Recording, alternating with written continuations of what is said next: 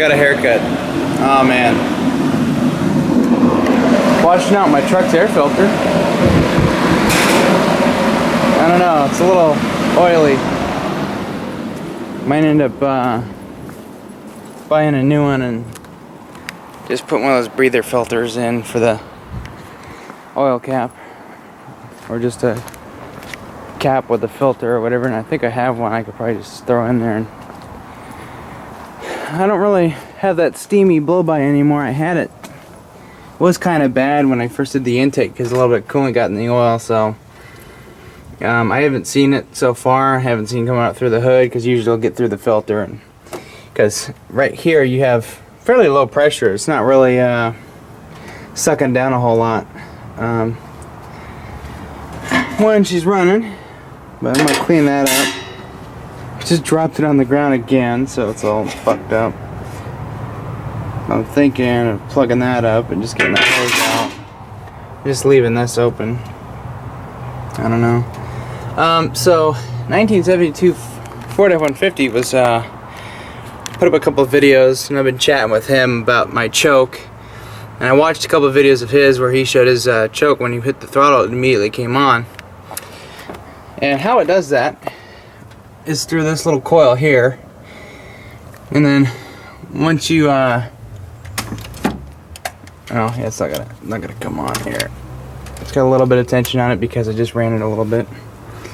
So basically what happens here is this coil has tension, so when it's set and you put on the throttle, it's going to lift or slam that shut, and then what'll end up happening is it'll run rich and it'll high idle so that it can warm up, and as it warms up, this wire here gets 7 volts. I actually put a multimeter on this, and this is getting 7 volts. I know the electrics is working.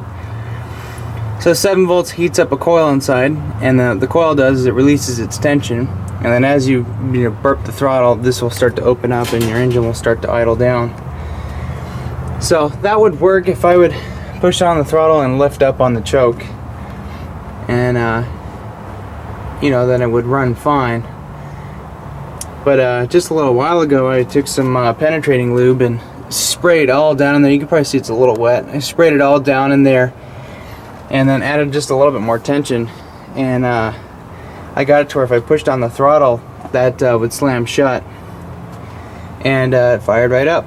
Well, it took a little while because I've been pushing on this quite a bit, so I flooded it a little bit. But I think I fixed it. It was just a little sticky. This cam here, as he pointed out, is actually just a high idle cam. It didn't even occur to me to think, oh, it's just a high idle cam. But so that's all working, and now I might actually take that apart later and maybe get into the linkages and clean them up really good so they move freely. But that's all fine and dandy. Now I'm just waiting for my air filter to dry off. And I went to AutoZone and ordered a new distributor. And it was like 40 bucks, which is pretty cheap. It's not a Duralast, it's like a Car One or Car Done or whatever the hell it's called. And it's a remanufactured one. It was 44 bucks, and I gotta give them the old one to get my 12 bucks back. But the reason why I'm replacing it is because this vacuum pod is completely just clapped out. So it'd be nice to have a new distributor in there. I've already replaced the cap and rotor and all the wires when I got the truck, so it should just be a matter of popping that off, pulling it back, and taking the distributor out. And I went ahead and, after my little electrical fire, or near miss, or whatever the hell, or near hit, just double checked to make sure the battery's still good. We were at cold, it was at 13 volts. And then when I was running, it was about 14.6 or something like that. And then I also checked the headlights, see what their voltage was, and they were getting about 14 volts as well.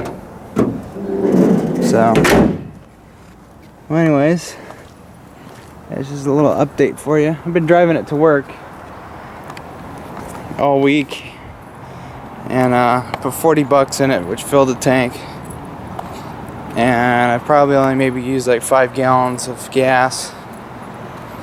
And I've done, I forget how many miles I've gone, but just going to work I was getting like 13 miles per gallon. That was with a couple of romps on it. So I was doing pretty good. Just need to get a steering alignment and some miscellaneous stuff done.